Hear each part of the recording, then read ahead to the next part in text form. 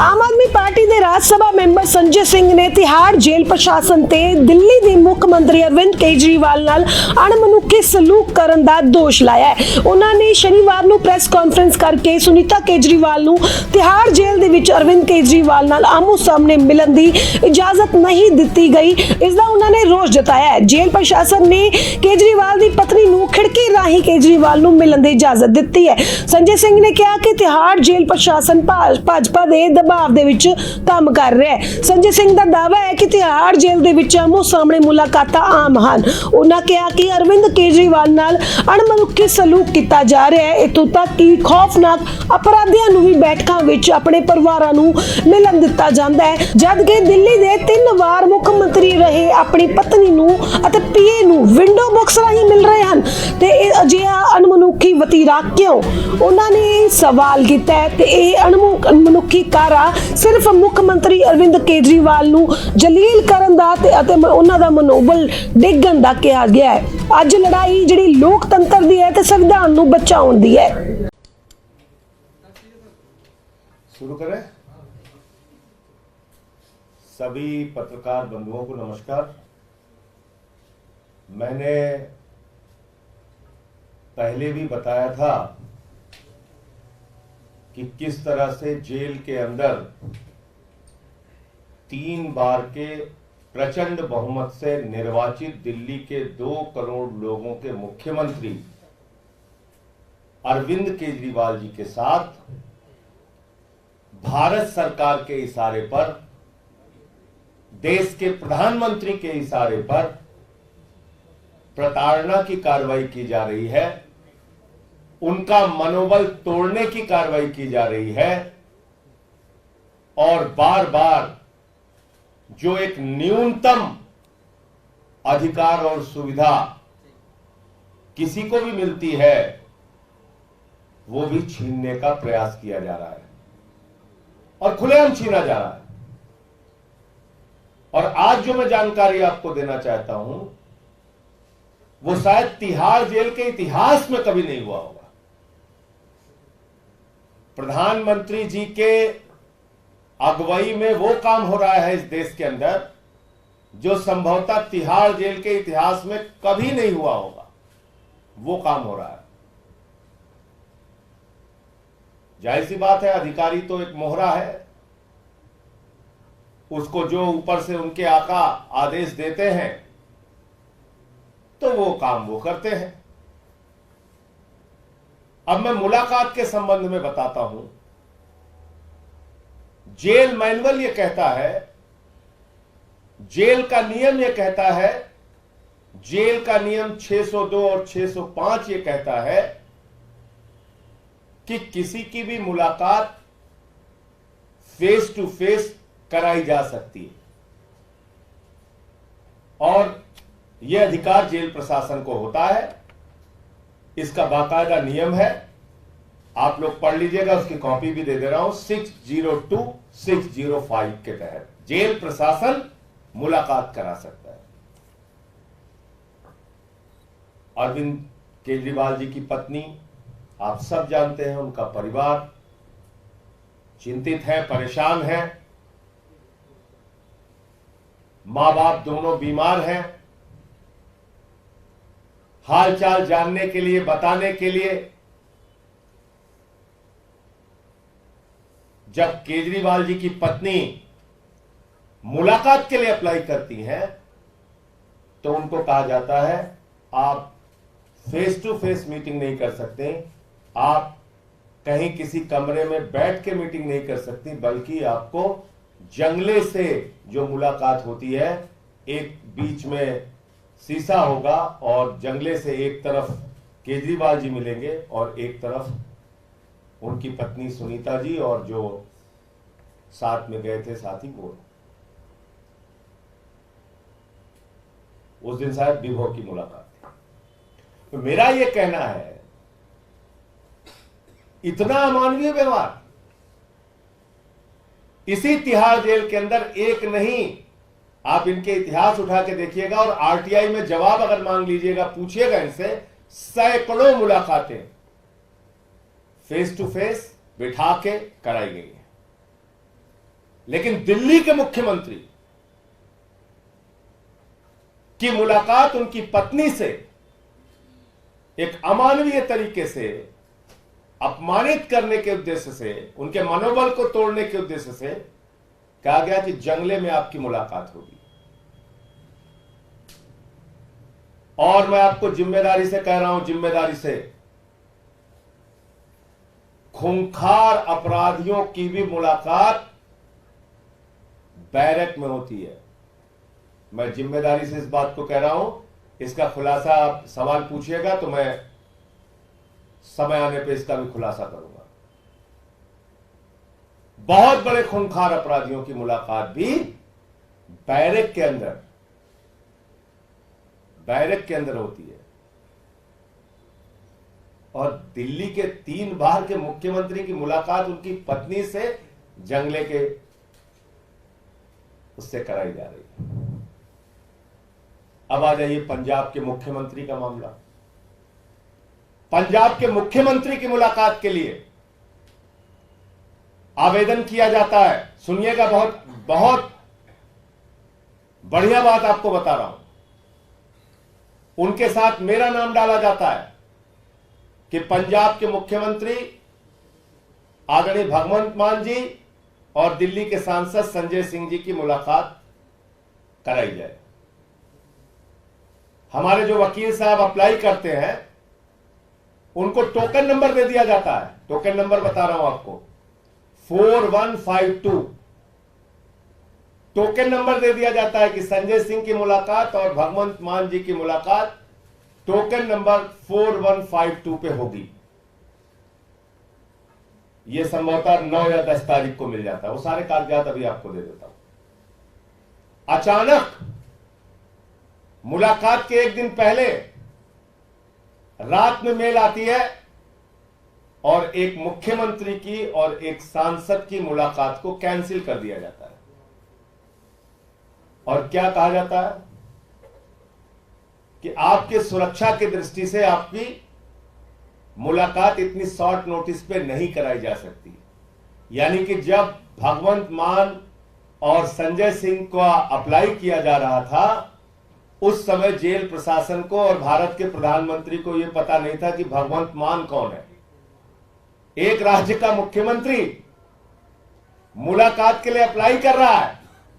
देश की सरकार को नहीं पता, मोदी जी को नहीं पता भगवंत मान कौन है। चलो संजय सिंह कौन है नहीं पता, मान सकते हैं, लेकिन एक भगवंत मान जो एक राज्य के मुख्यमंत्री हैं, वो अप्लाई कर रहे हैं। आपको पता ही नहीं कि किसका आपने टोकन नंबर इश्यू कर दिया। भगवंत मान का टोकन नंबर मिला 4152 और शाम को ही उसी दिन कह दिया गया सुरक्षा कारणों से आपकी मुलाकात नहीं कराई जा सकती। यह काम हुआ और हमारी और भगवंत मान की मुलाकात को कैंसिल कर दिया गया। अब तीसरी घटना बताता हूं। 602, 605 के तहत कहा गया कि भाई आप सुरक्षा कारणों से कह रहे हैं, आप ठीक है, आप फेस टू फेस मुलाकात कराइए। एक निर्वाचित मुख्यमंत्री है। तो कहा गया नहीं साहब, पंजाब के मुख्यमंत्री और दिल्ली के मुख्यमंत्री की मुलाकात भी जंगले के आर पार बैठ के ऐसे ही होनी है और किसी भी तरह से आपकी मुलाकात फेस टू फेस फिजिकल मुलाकात नहीं कराई जाएगी। मैं पूछना चाहता हूं तिहाड़ जेल के प्रशासन से, मैं पूछना चाहता हूं भारत के प्रधानमंत्री से, मैं पूछना चाहता हूं देश के गृह मंत्री से, एक उदाहरण बताओ जब से तिहाड़ जेल बनी है, एक नाम बताओ कि किसी निर्वाचित मुख्यमंत्री की मुलाकात किसी निर्वाचित मुख्यमंत्री से ऐसे आपने कराई है। एक नाम बताइए ना आप। मैं जानता हूं कितने लोगों की मुलाकात वहां पे फिजिकल होती है, ऑफिस में बिठा के कराया जाता है। एक नाम बताइए जब से ये तिहाड़ जेल बनी है, एक नाम बताओ प्रधानमंत्री जी, एक नाम बताइए अमित शाह जी। आप अरविंद केजरीवाल जी को अपमानित करना चाहते हैं, आप भगवंत मान जी को अपमानित करना चाहते हैं, अब केजरीवाल का मनोबल तोड़ना चाहते हैं, इस तरीके से उनके परिवार को अपमानित कर रहे हैं, उनसे मिलने के लिए एक मुख्यमंत्री जा रहा है उसको अपमानित कर रहे हैं। बड़े से बड़े अपराधियों की मुलाकात तो आप कराते हैं आराम से बिठा के, और केजरीवाल की मुलाकात जो 3 बार दिल्ली की जनता ने चुना है, मुख्यमंत्री है, पंजाब के मुख्यमंत्री है भगवंत मान, उनकी मुलाकात आप कह रहे हैं कि नहीं जंगले से होगी। और मेरी मुलाकात, मैं दिल्ली का सांसद हूं, जो पहले अप्लाई किया 4152 टोकन मिला, मेरी मुलाकात उन्होंने कैंसिल कर दी। अब सिर्फ भगवंत मान की मुलाकात करा रहे हैं, वो भी जैसा मैंने आपको बताया, मेरी मुलाकात कैंसिल कर दी। मैं दिल्ली का सांसद हूं, दिल्ली की जेल में दिल्ली के मुख्यमंत्री से मिलने की इजाजत मुझे नहीं है। तमाशा बना रखा है आपने। देश का कानून, देश का नियम, देश का संविधान, इसको आपने रद्दी की टोकरी में डाल दिया प्रधानमंत्री जी। इतना अत्याचार, इतनी तानाशाही, इतना जुर्म, इतना अहंकार, याद रखिएगा यही जनता जवाब देगी आपको। इतना जुर्म मत करो, ये अच्छी बात नहीं है। पूरे देश ने देखा है, यहां के पत्रकार जानते हैं, इसी जेल के अंदर सुब्रतो राय सहारा जी जब थे तो उनकी मुलाकात इंटरनेट, फोन, ऑफिस की सुविधाओं के साथ, पता नहीं कितनी मुलाकात, बैठ के मीटिंग होती थी, आमने सामने मीटिंग होती थी। चंद्रा ब्रदर्स इसी तिहाड़ जेल के अंदर बाकायदा उनकी मीटिंग होती थी, जिससे मिलना चाहते थे मिल सकते थे, वहां पे अपने कागजात साइन कर सकते थे। आप मुझे बताइए, अरविंद केजरीवाल से इतना डर लगता है आपको? उनके मनोबल को तोड़ने के लिए इतने तरीके प्रताड़ना आप दे रहे हैं, छड़ छड़ अपमानित कर रहे हैं। प्रधानमंत्री जी अच्छे काम नहीं कर रहे हैं आप। आपका ये जुल्म, आपकी ये तानाशाही, आपका ये अत्याचार दिल्ली की 2 करोड़ जनता और देश की जनता देगी। इसीलिए हम कह रहे हैं जेल का जवाब वोट से। और पूरे देश में जो लोग भी सुन रहे होंगे आज, उनको ये तो जरूर याद होगा कि सुब्रतो राय सहारा, उसको फोन, इंटरनेट की सुविधाओं के साथ इसी जेल में तमाम मीटिंगें करने की, आमने सामने बैठ के मीटिंगें करने की, ऑफिस में मीटिंगें करने की इजाजत थी। लेकिन केजरीवाल को, चंद्रा ब्रदर्स को इजाजत थी, लेकिन केजरीवाल को वो इजाजत नहीं है। क्यों नहीं है? क्योंकि आप सोचते हो कि केजरीवाल का मनोबल तोड़ा जाए। लेकिन केजरीवाल, अरविंद केजरीवाल उस शख्स का नाम है जिसने IRS की नौकरी को लात मारकर देश सेवा का संकल्प लिया, जिसने सिद्धांतों की बात आई तो 49 दिन की सरकार से मुख्यमंत्री पद से इस्तीफा देने का काम किया। लेकिन आज लड़ाई लोकतंत्र को बचाने की है, संविधान को बचाने की है। और इसलिए मैं कहना चाहता हूं प्रधानमंत्री जी और अमित शाह जी, आप दोनों से कहना चाहता हूं, जो एक संवैधानिक अधिकार है, लोकतांत्रिक अधिकार है, कानूनी अधिकार है, जेल के नियमों के तहत अधिकार है, उन अधिकारों को छीनने का काम मत कीजिए और अपना नाम हिटलर शाही के रूप में दर्ज कराने की कोशिश मत कीजिए। क्योंकि दुनिया में जितने हिटलर हुए उनका अंत किस रूप में हुआ, ये पूरी दुनिया के सामने है। मुझे इतनी बात कहनी थी। आपका कोई प्रश्न हो तो आप पूछ सकते हैं। कौन से जेल मैनुअल रूल की आप बात कर रहे हैं जिसके तहत फेस टू फेस 602, 605। आपको क्या कारण बताएगा किस आधार पे आपको अनुमति नहीं मिली?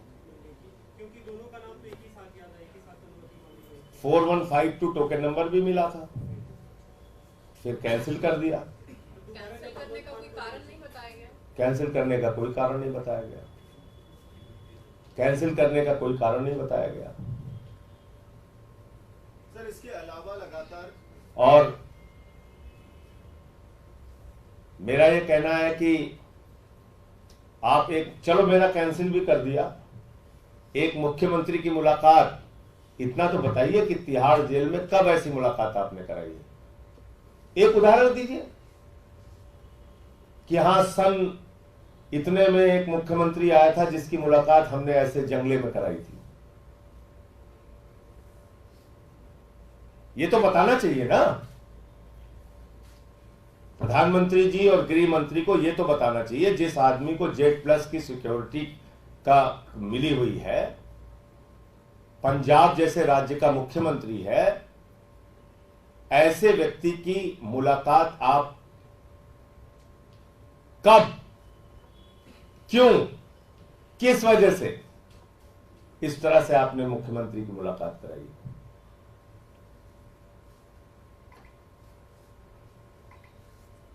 और इतिहास के पन्ने उठा के देख लीजिएगा। यहां मुझे जितना याद है पंजाब के एक मुख्यमंत्री बादल साहब भी थे, वो भी किसी से मिलने आए थे इसी जेल में, और तब उनकी मुलाकात कैसे हुई थी ये पूछ लीजिएगा इनसे। इतना तो बनता है ना। पंजाब के मुख्यमंत्री बादल साहब, मेरी जो जानकारी है इसको सही कर लीजिएगा आप लोग, पंजाब के मुख्यमंत्री बादल साहब इसी जेल में किसी से मिलने आए थे और उनकी मुलाकात कैसे कराई गई थी ये पता कर लीजिएगा।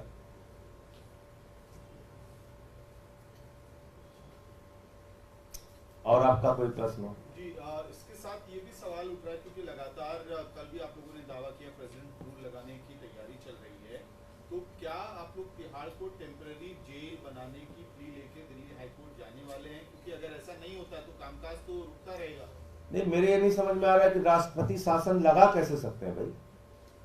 एक सरकार जिसने विश्वास मत हासिल किया अभी कुछ दिन पहले, तो 6 महीने तक तो दोबारा उसके खिलाफ कोई अविश्वास प्रस्ताव आ नहीं सकता। एक सरकार जिसके खिलाफ भाजपाई 3 बार हाई कोर्ट में गए और तीनों बार उनकी याचिका खारिज हुई और एक याचिका पे तो कॉस्ट लग गई, जुर्माना लग गया उनके ऊपर, तो उस सरकार को मतलब इनकी मर्जी है, कुछ भी करेंगे भाई। लॉ एंड ऑर्डर की सिचुएशन दिल्ली में कोई ऐसी है नहीं। लॉ एंड ऑर्डर की सिचुएशन अगर कोई बहुत गड़बड़ है तो उसके लिए भी गृह मंत्री जी के खिलाफ कार्रवाई होनी चाहिए। गलत तो नहीं कह रहा हूं, क्योंकि दिल्ली का लॉ एंड ऑर्डर गृह मंत्री के अधीन है। जो विभाग हम लोगों के पास है वो बेहतरीन तरीके से सारे हमारे मंत्री काम कर रहे हैं। जो विधानसभा की स्थिति है वहां हम विश्वास मत हासिल कर चुके हैं, संभवतः 17 फरवरी की तारीख है। तो ऐसे कैसे हवा में लगा देंगे राष्ट्रपति शासन? धन्यवाद। सर एक और सवाल है इसके साथ, अभी विवाद हो रहा है, बीजेपी इस मुद्दे को उठा रही है कि कलबुर्गी कर्नाटका में कांग्रेस के अध्यक्ष जब मंच पे थे तो वहां पे भारत माता की जय के नारे लगाने में असहजता दिखाई है कांग्रेस के कुछ नेताओं ने, बीजेपी हमला कर रही है। भारत माता के दामन को तो हमेशा भाजपाइयों ने कलंकित किया है भैया। भारत माता की आजादी के आंदोलन में इनके पुरखों ने अंग्रेजों का साथ दिया है। भाजपाई कैसे बोल सकते हैं भारत माता के बारे में? भारत माता की आजादी के आंदोलन में भाजपाइयों के पुरखे जो थे वो अंग्रेजों के साथ खड़े थे। ये मैं आधिकारिक रूप से बोल रहा हूं और इसके 1000 उदाहरण दे सकता हूं आपको। और बताइए आप, भारत माता की शान को कलंकित करने का काम भाजपाइयों ने किया। जो आईएसआई हिंदुस्तान में आतंकवाद फैलाती है, पाकिस्तान की आईएसआई को बुलाकर पठानकोट में हमारे शहीदों की जांच कराई। भारत माता की शान को कलंकित करने का काम भारत के प्रधानमंत्री ने उस वक्त किया कि आजादी के बाद किसी भी प्रधानमंत्री ने अपने शपथ ग्रहण समारोह में पाकिस्तान के प्रधानमंत्री को नहीं बुलाया। पहले प्रधानमंत्री हैं नरेंद्र मोदी जी जिन्होंने नवाज शरीफ को अपने शपथ ग्रहण समारोह में बुलाया। भारत माता की शान को कलंकित करने का काम तो भाजपाइयों ने तब किया जब ये शहीदों के ताबूत में घोटाला कर चुके थे। इन्होंने तो शहीदों के ताबूत में घोटाला किया है। भारत माता की शान को हमेशा भाजपाइयों ने कम करने का और कलंकित करने का काम किया है। भारत माता के गौरव को, भारत माता के सम्मान को बचाने के लिए इस देश का एक एक नागरिक तैयार है, लेकिन भाजपाइयों से उसके लिए कोई प्रमाण पत्र नहीं चाहिए। मैंने कई उदाहरण दे दिए आपको। इन लोगों ने तो मुस्लिम लीग के साथ मिलकर सरकार बनाई, इनके पुरखों ने बनाई नहीं बनाई बताइए? मुस्लिम लीग के साथ, जिन्ना की पार्टी के साथ मिलकर भाजपाइयों के पुरखे जो थे उन्होंने सरकार बनाई है 3 राज्यों में, नॉर्थ वेस्ट फ्रंटियर, सिंध प्रांत और वेस्ट तब का बंगाल जो है। और श्यामा प्रसाद मुखर्जी, फजलुल हक जो बाद में पाकिस्तान के गृह मंत्री बने, उनकी गवर्नमेंट में वित्त मंत्री थे श्यामा प्रसाद मुखर्जी। उन्होंने अंग्रेज गवर्नर को चिट्ठी लिखी थी कि 42 के आंदोलन को खत्म कर देना चाहिए। ये इतिहास है भाजपाइयों का, इनके पुरखों का। तो इनसे कौन सा प्रमाण पत्र लेना है?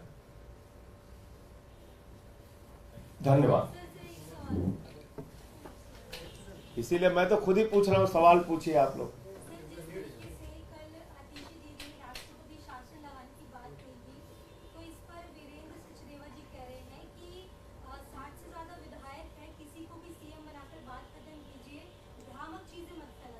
भाई वीरेंद्र सचदेवा कौन है? उन्होंने थोड़ी बनाया है मुख्यमंत्री। अरविंद केजरीवाल को मुख्यमंत्री दिल्ली की 2 करोड़ जनता ने बनाया ना। वीरेंद्र सचदेवा जी ने बनाया नहीं है, न नरेंद्र मोदी जी ने बनाया है, न विनय कुमार सक्सेना जी ने बनाया है। उनको दिल्ली की 2 करोड़ जनता ने मुख्यमंत्री बनाया है और प्रचंड बहुमत से बनाया है। 62 सीटें दे के बनाया है। भाजपाइयों को मणिपुर जाके प्रदर्शन जरूर करना चाहिए, जहां पे हिंसा चल रही है। उसका इस्तीफा मांगो ना भाई। अजय मिश्रा टेनी का इस्तीफा मांगो, हम लोग भी आएंगे तुम्हारे साथ। करो एक दिन का अनशन, मांगो इस्तीफा मणिपुर वाले मुख्यमंत्री का, जहां हिंसा हो रही है। हम भी उनकी मांगों का समर्थन करेंगे। और दूसरी चीज, राष्ट्रपति शासन तो यहां लग ही नहीं सकता। कैसे लग जाएगा राष्ट्रपति शासन? एक कारण बताइए राष्ट्रपति शासन लगने का। क्या विधानसभा में हमारे पास बहुमत नहीं है? नहीं है, 62 सीटें हैं। क्या दिल्ली में कोई लॉ एंड ऑर्डर खराब है? लॉ एंड ऑर्डर खराब है तो उसके लिए गृह मंत्री जिम्मेदार है, उनका इस्तीफा लीजिए। क्या 6 महीने के बीच में कोई अविश्वास प्रस्ताव आने का खतरा है? नहीं, 17 फरवरी को हम विश्वास मत हासिल कर चुके हैं। क्या देश की किसी न्यायालय ने कहा कि अरविंद केजरीवाल जी को इस्तीफा देना चाहिए? नहीं, 3 बार हाई कोर्ट ने कहा बिल्कुल इस्तीफा नहीं देना चाहिए, और जो याचिका लेके गया था उसके ऊपर जुर्माना कर दिया। तो नरेंद्र मोदी जी इस देश का संविधान थोड़ी लिखे हुए हैं, बाबा साहब डॉक्टर भीमराव अंबेडकर जी ने लिखा है ना। तो राष्ट्रपति शासन ऐसे हवा में थोड़ी लगा देंगे।